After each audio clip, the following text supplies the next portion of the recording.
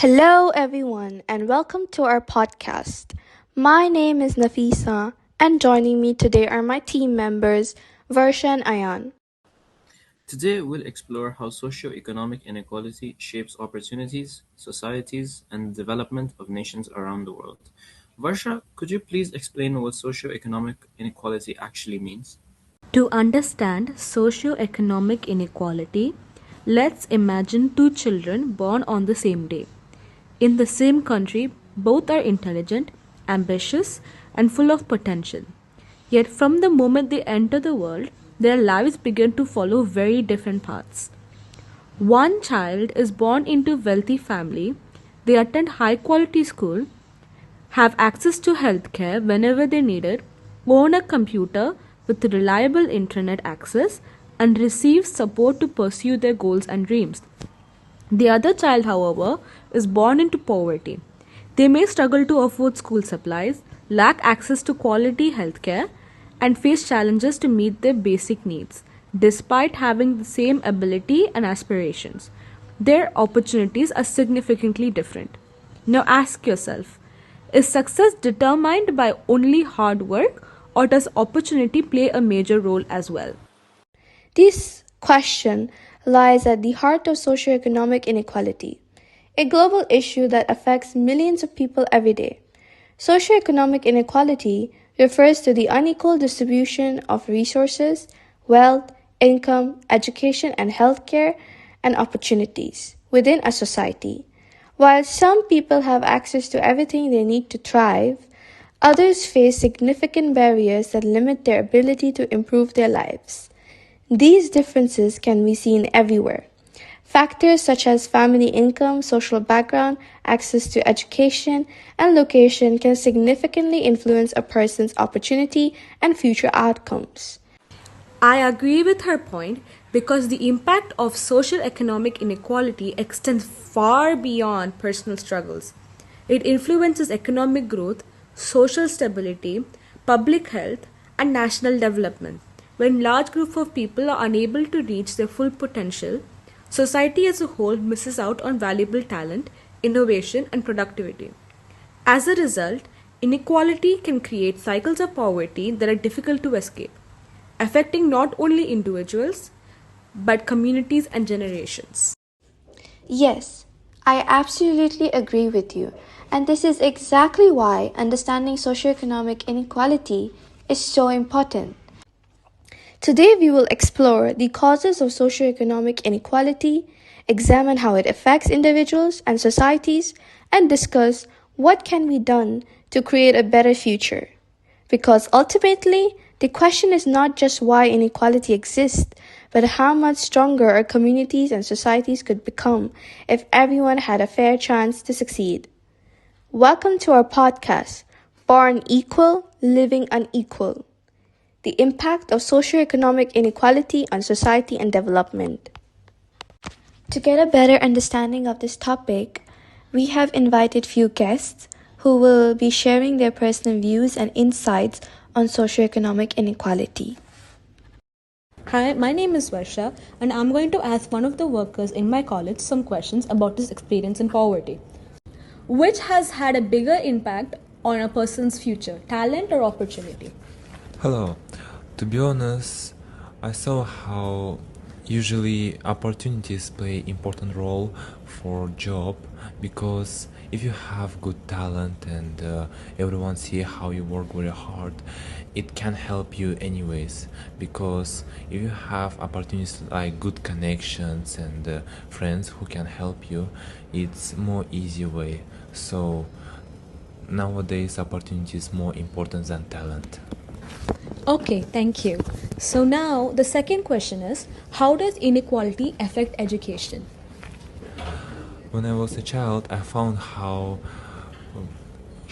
poor children, how me, can find good education. Like tutors care more about rich students who can pay and they give them more money, whereas we don't have money and we have to just steal information from library or try to find way to learn something.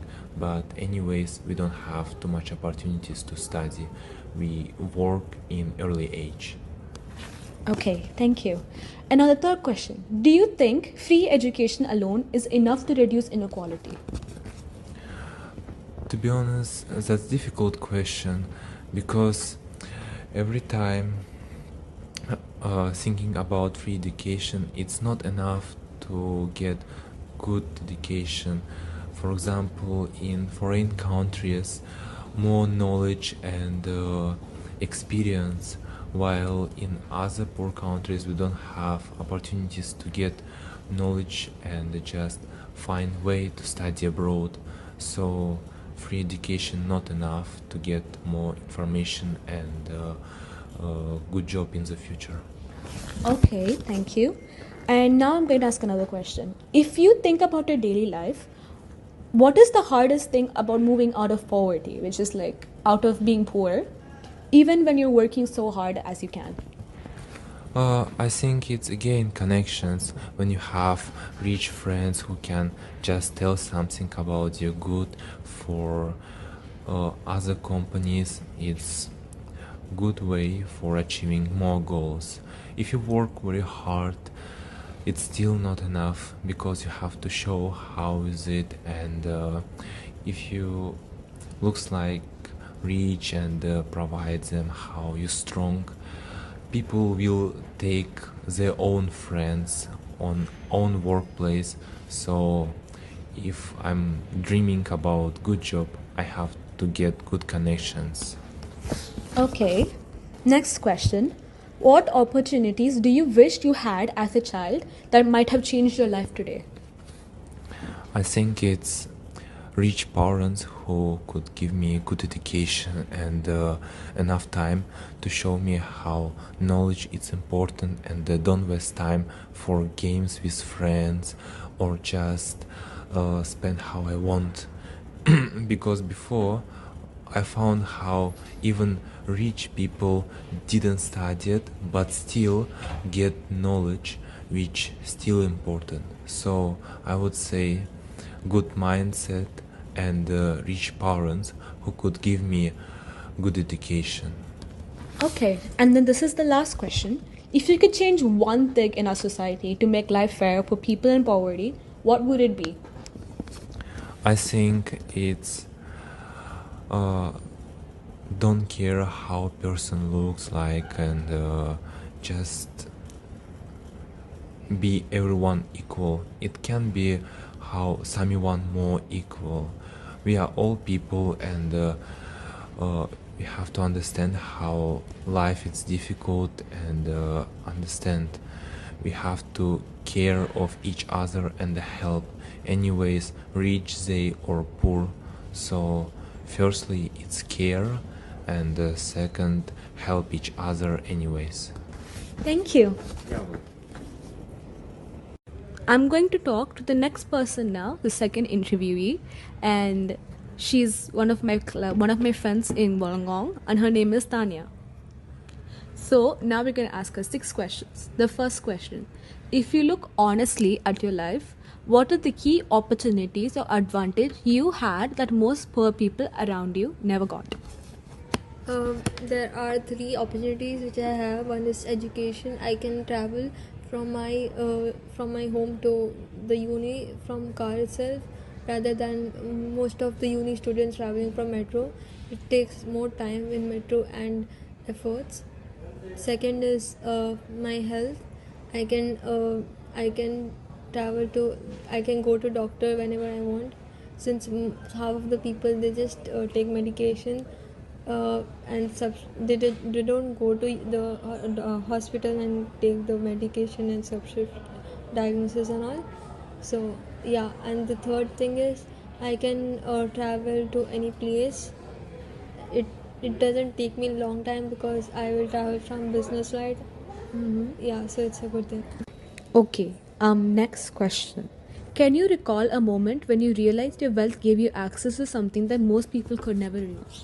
Yes, one of the main access was me traveling to Europe alone, because usually parents don't allow it, and since people have a very bad financial position right now in the wars, some people don't think that it's a good opportunity to travel so much far, and if something happens, then that causes a problem. So people most people don't take that kind of decision to go so far, especially a small just alone, some person going alone. Okay, an extended question to that. So, going to another country, you're able to grasp a lot of more opportunities because you're able to go Yes, globally. I would have a good exposure with less people disturbing. So it like I'll have a clear mindset to travel anywhere I want. Okay, thank you for your answer. Next question. If every child in your country had the same opportunity you had growing up, how different do you think society would be today? If most of the people would get the same chance to go to such places, it would affect two ways. One is a good way, and one is misuse of such things. Like other people, they can like misuse by doing self harm or doing any bad habits, which I don't think I should say. And the other thing is they can utilize it. Instead of doing such things, they can network with people and build their good business and personality. Okay, now I want to ask this in an education perspective. If everyone got the chance to come to university, go to school, such as like that. If everyone would get an opportunity to study in whatever university they want, like my university, or they can do whatever they want in education path, then they could build success in a very easy way and less time consuming way. But in that, like, they need more talent. So opportunity is one thing which you can get, but talent is very hard to find in everyone. Okay, elaborating on your opportunity and talent, what do you think is more impactful? Like, what is something that a person needs more, a talent or opportunity? I think both are very important, but I think talent is no. I think opportunity is more important because a person could have talent, but they can't have everyone can't have opportunity. Example, like in poor slum areas, if there's good there's few kids who has too much talent, but they can't utilize it. They don't have opportunity. Then it's a waste of thing, them having talent rather than uh, good background people. Okay, so you think that that opportunity is like the only way the talent can be used. Yeah. So are you saying talent is also needed? Yes, talent is needed a lot, but I'm just saying that opportunity is important more, because if there's opportunity, person can work with the talent, but if they don't have opportunity, then it's a waste of having a talent. Okay. Next question. How does inequality affect education? Inequality affects education in a very wide way. Uh, since in low literacy countries, it's hard to find both the genders, like same amount of genders in like schools and all. It affects a person's family background, their way of thinking, and all. Yeah. So you're saying that females in low literacy countries get less ties to study than males. Yes, especially in Pakistan, Okay. in late time. Okay. And then my last question. Do you think free education alone is enough to reduce inequality? No, not really, because there are so many parts of issues. It's just one, which is education. There's so many issues like uh, glo- uh, global warming and globalization, and other parts and all, inequality also, and education purpose. So it's hard to just think about one path. Example, you're talking about education, right? So if education is good, it's fine, but like you need a well area also to have a success. As you said before, they need Yeah. proper opportunities. Yes. And you don't think free education could give that? Yeah. Okay, thank you. Now we're going to move on to research and evaluation. Education is often described as the key to success. However, does everyone have the same key? What did your research reveal, guys? I don't think so because while education is often called the key to success, not everyone has equal access to that key. Research from UNESCO shows that children from low income families are significantly more likely to leave school early than those from wealthier households. In many developing countries, students miss school because they have to work to support their families, care for younger siblings, or simply cannot afford transportation, school supplies, or the basic learning materials. As a result, many children are unable to complete their education, limiting their future job opportunities and earning potential. This creates a vicious cycle where poverty restricts access to education and limited education makes it even harder to escape poverty. I completely agree with Nafisa, but I have seen that education is not one of the only problems as to why poverty still exists. Opportunity is also one of the other issues. I'm saying this because from the people I've interviewed, they themselves have said that yes, education would solve one of the major issues as to why poverty exists, but it's not the only reason as to why it exists because a person can have the best education, but if they can't give it out there, it's actually really useless. And they need the opportunity to be able to use that education properly. Let's move on to healthcare and quality of life. So let's talk about healthcare for a second. What is healthcare? Healthcare is the most important and basic need for a human in society.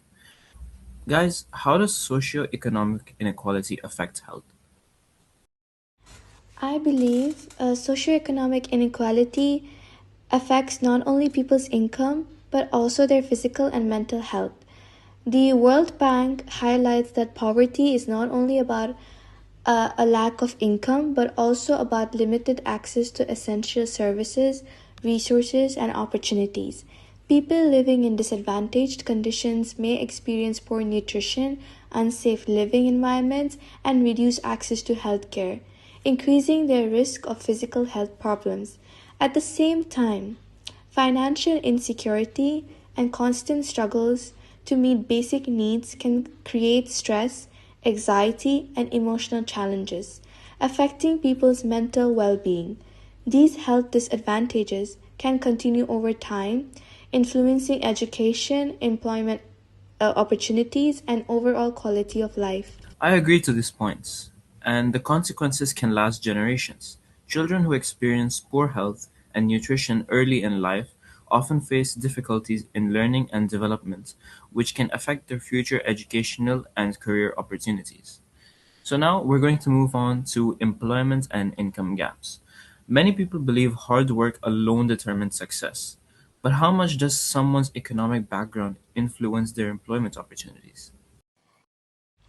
It actually has a major influence. I believe hard work is important, but a person's socioeconomic background can shape the opportunities made available to them.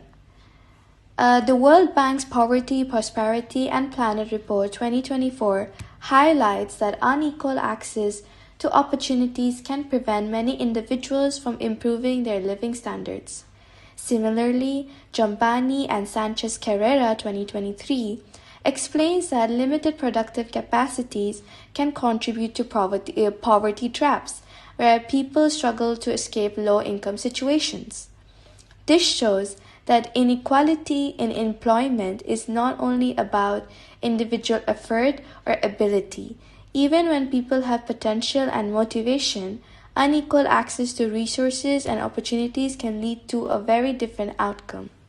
I completely agree with her as individuals from very disadvantaged communities have a lot more harder time entering the job market than others. One of my friends called Tanya, she is someone who lives in an area where opportunity is easily accessible. which helps her to get employment opportunities a lot more easily than others.